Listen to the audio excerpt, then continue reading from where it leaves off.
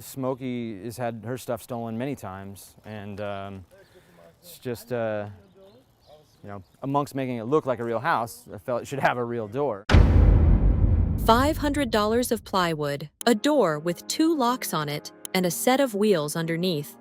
That is the entire build. Right now, in Milwaukee, Wisconsin, crews are putting up 40 more of these for homeless veterans. In Fayetteville, North Carolina, the first residents move into a cottage village next year. In Brunswick, Georgia, 30 of them were built by high school students in Illinois and shipped 900 miles south.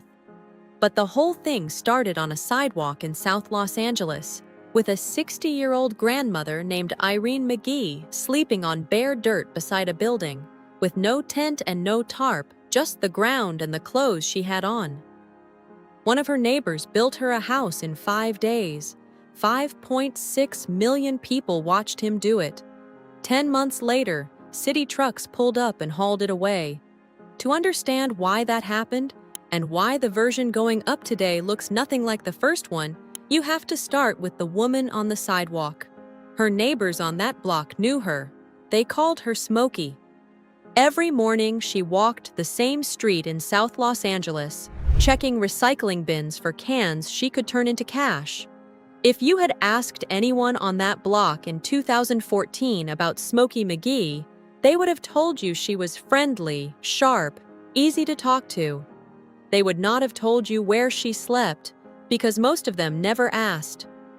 Her husband had died about 10 years earlier. She could not carry the house payments alone.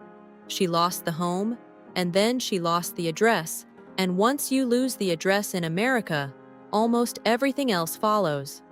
Bank accounts, mail, job applications, medical follow-ups. The paperwork of a normal life assumes you have a door with a number on it. The man who noticed was Elvis Summers. 38 years old, blue mohawk, tattooed arms, running a small online clothing business out of his apartment. He was not a contractor, and he was not running a nonprofit. He was a guy who kept talking to the same woman by his recycling bin until one week she stopped showing up. When she came back, she told him she had been in the hospital with pneumonia. Sleeping outside through a Los Angeles winter had nearly finished her. That was the moment something turned. In his own words, everybody in that neighborhood knew her, everybody liked her, and nobody seemed bothered that she was sleeping in the dirt. He had read an article a while back about an artist in Oakland named Greg Kloen, who was building tiny shelters out of material people had illegally dumped in alleys. Old pallets, broken doors, discarded washing machine panels.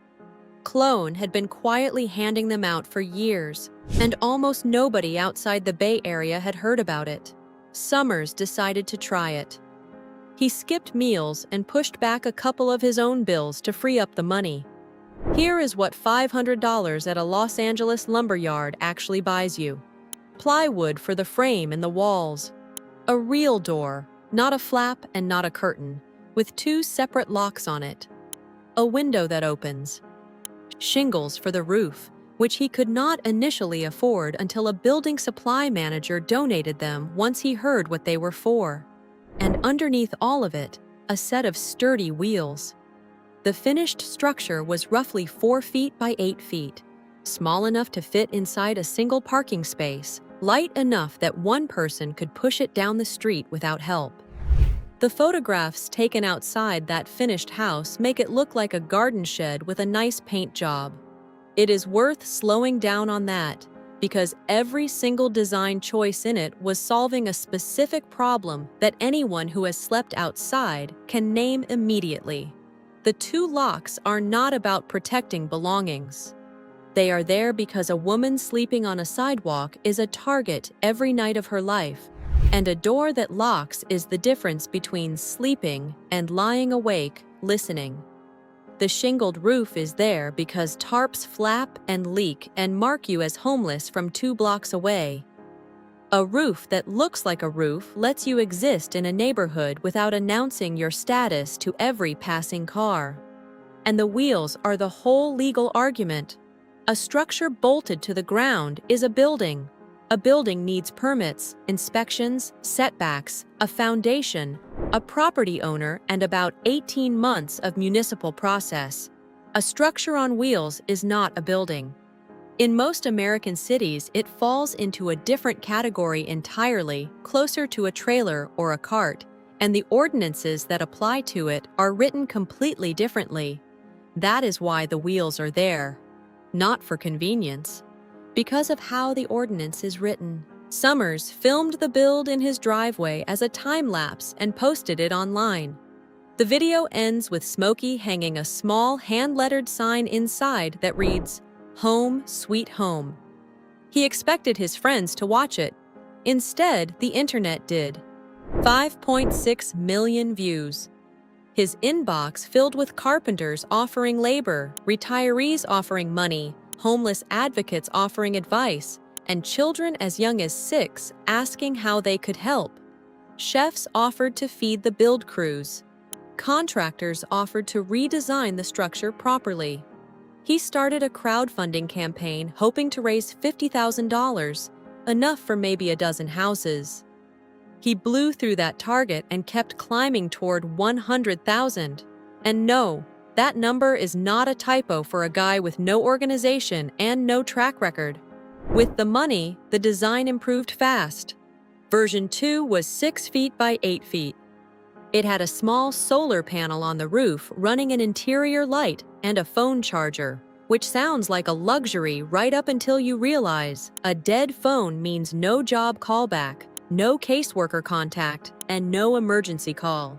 It had a smoke detector, and it had a portable camping toilet, which matters more than almost anything else on that list, because public bathroom access is one of the hardest problems of street homelessness and one of the main reasons neighborhoods turn against encampments. The upgraded version cost around $1,200 each. Summers built and handed out roughly 37 of them across South Los Angeles. For a while, it looked like something new was happening on those streets. Then the city moved. In early 2016, Los Angeles crews began removing the houses. Some were parked on public streets. Some were sitting under the freeway overpasses along the Arroyo Seco. City workers loaded them onto flatbeds and hauled them to an impound lot. The official reasoning was not unreasonable on paper. Officials pointed to sanitation since the units had no water or sewer hookups. They pointed to fire risk from cooking and heating inside plywood boxes clustered close together. And police said that in at least some cases the houses were being used to store stolen property, weapons, and drugs. Those concerns were real. Anyone who tells you otherwise is selling something. But the argument on the other side was also real, and it came down to a single question that nobody in that city hall wanted printed in a newspaper. If these are unacceptable, what exactly is the acceptable alternative that is available to Irene McGee tonight? Because at that time, roughly 44,000 people were living on the streets in and around Los Angeles. Shelter beds numbered in the low thousands. The math did not close. It did not come anywhere close to closing. Summers made the money argument publicly on local news. Los Angeles was spending well over $100 million a year on homelessness, and by his accounting, the overwhelming majority of it was going to arrests, skid row patrols, and emergency interventions rather than to actually putting a roof over anybody. His point was blunt. A city spending that kind of money to move people around had just spent public labor to confiscate the only shelter 37 people had. He moved the remaining houses onto private property, where the ordinances did not reach. And that turned out to be the single lesson the entire movement learned from. If a story like this is worth your time, take a second and subscribe. This channel does one of these every week, and it genuinely helps. Now, before we get to what replaced those houses, there is a detail about Smokey McGee that changes how the whole story reads, and almost nobody mentions it. She was 60 years old, widowed, and had never been homeless a day in her life until her 50s. She was not the exception. She is now the pattern. Researchers at the University of California, San Francisco, ran the largest representative study of homelessness in the United States since the 1990s, led by Dr. Margot Kuschel. What they found in California was that roughly 48% of single adults living on the street were 50 or older. In the early 1990s, that number was about 11%. It has gone from 1 in 9 to nearly 1 in 2 inside a single generation. And around 41% of those older adults had never experienced homelessness before in their lives until after they turned 50. These are not people who spent decades on the street. They are retirees, widows, laid-off workers, people who paid rent on time for 40 years and then hit one thing they could not absorb: a death in the family, a hospital stay, a rent increase of $200 a month on a fixed income that does not move. The median household income in the 6 months before people lost their housing was around $960 a month. And nearly half of them were living somewhere without a lease protecting them, which in practice usually means a room in a relative's house, or a spare bedroom belonging to an old friend, or a converted garage with a handshake agreement behind it. There is no eviction process for a handshake. One argument at a kitchen table on a Tuesday, and they are on the sidewalk that night. For anyone over 50, the next set of numbers is the one that matters. Once an older adult loses housing, they stay out longer. The median for people 50 and older was around 25 months. That is 2 years and a month of sleeping somewhere that is not a home. And it is a median, which means half of them were out longer than that. 2 years outdoors does something specific to a body that age. Adults in their 50s and 60s living on the street show rates of chronic illness, cognitive impairment, and mobility loss comparable to people 20 years older in the general population. A 62-year-old who has been outside for 2 years is functionally in their 80s by the time anyone gets them inside, which is why so much of the money cities spend gets spent in emergency rooms. And the trend line points the wrong direction. The proportion of homeless Americans over 65 is projected to roughly triple between 2017 and 2030. Meanwhile, only about 15% of unhoused Californians over 50 were receiving Social Security retirement income at all. Some had not filed. Some had gaps in their work history. Some lost the paperwork when they lost the address, which puts you back at the beginning of the same loop. The safety net most people assume is automatically waiting for them turns out, for a lot of them, to simply not be switched on. Which is exactly why a plywood box with a lock on the door was never a joke. One more thing before we get to what replaced those houses, and this one is specifically for the veterans watching, or anyone with a veteran in the family. Going through the research for this, I kept hitting the same wall. The housing and benefit programs for veterans do exist. Some of them are sitting there badly used because nobody hands you a list and nobody at the counter volunteers what you did not ask about. So I put one together. It is called the Veterans Blueprint. It is free, and it covers which programs are open right now, what each application actually asks for, and the specific mistakes that get people denied on the first attempt. It is mostly forms, deadlines, and phone numbers, which is not something that works read out loud, so it lives as a guide instead of in this video. The link is in the description below. It costs nothing. Now, back to what happened next. By the time Los Angeles was impounding plywood boxes, other cities had already started running a smarter version of the same experiment.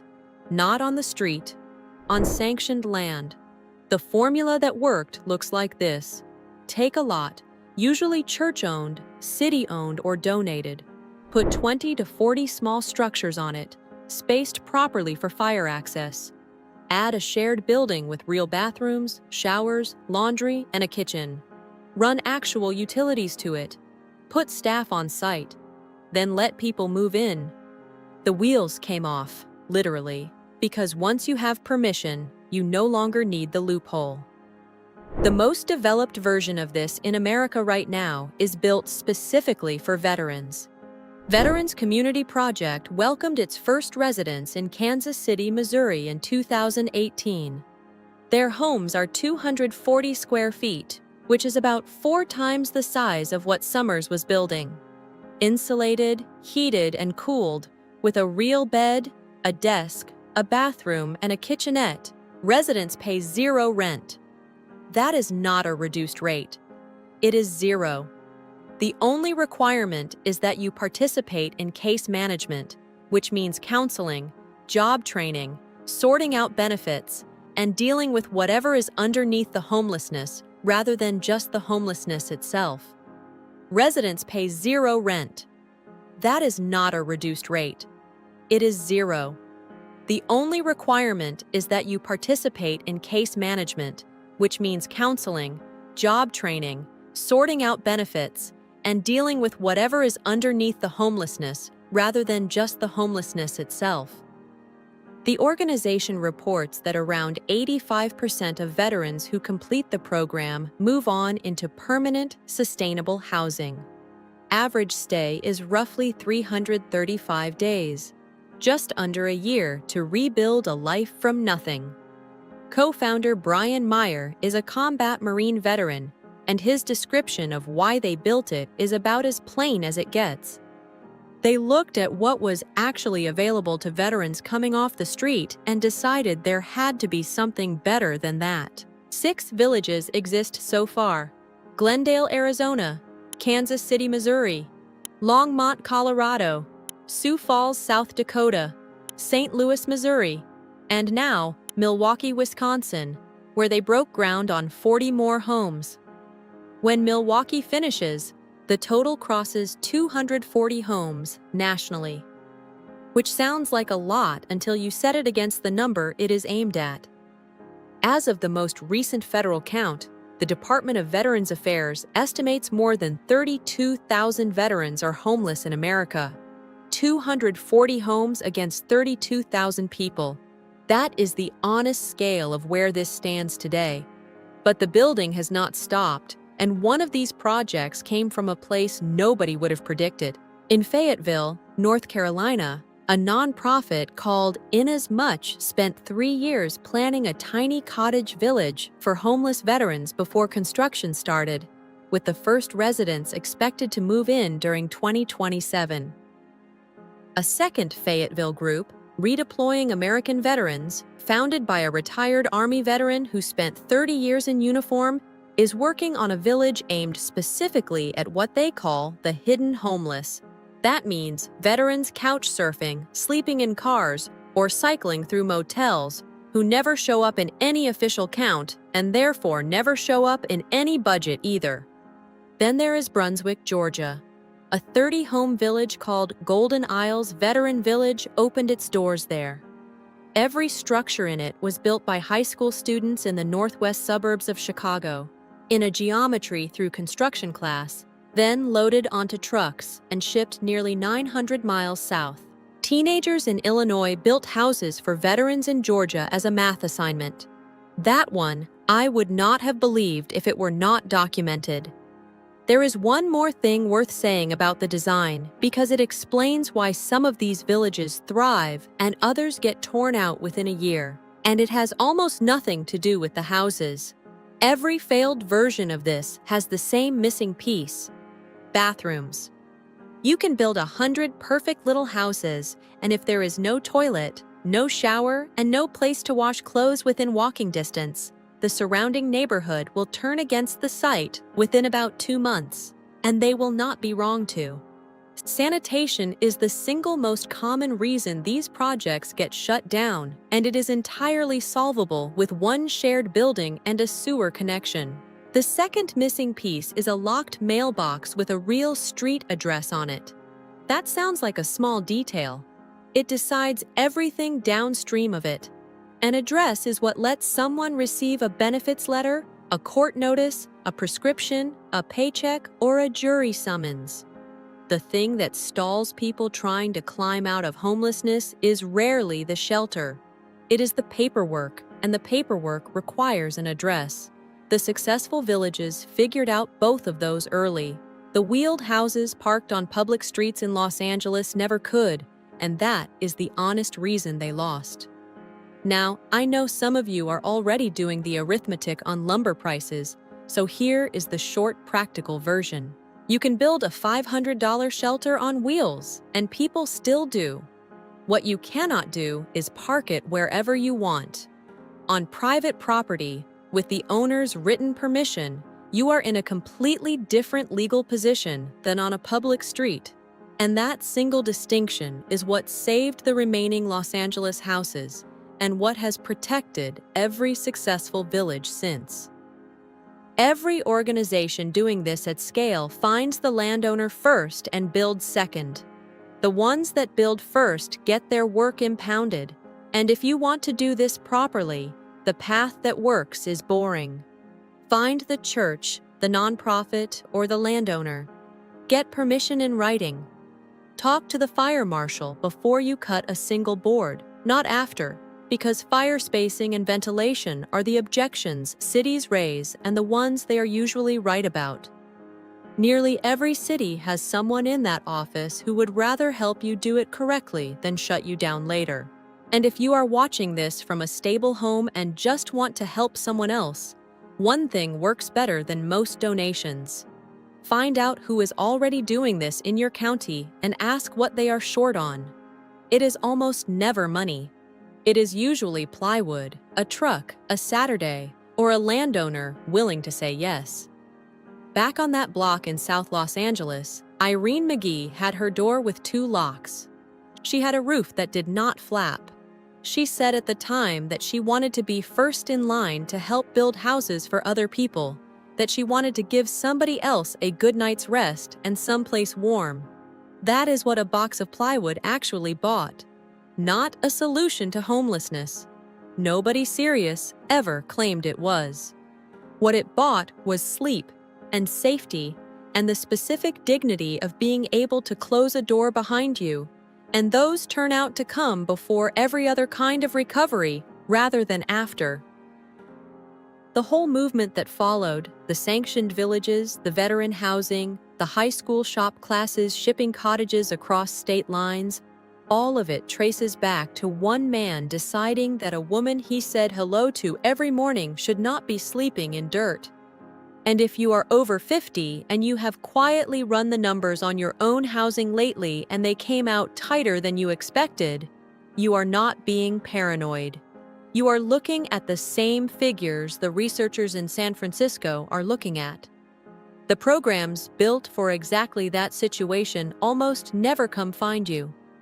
You have to go find them, and they are understaffed, badly advertised, and buried under paperwork that seems designed to make you give up. That is the reason the Veterans Blueprint exists. Everything I could not fit into this video is in it. Which programs are open, what actually gets an application approved, and the specific things people get told at the counter that are not accurate.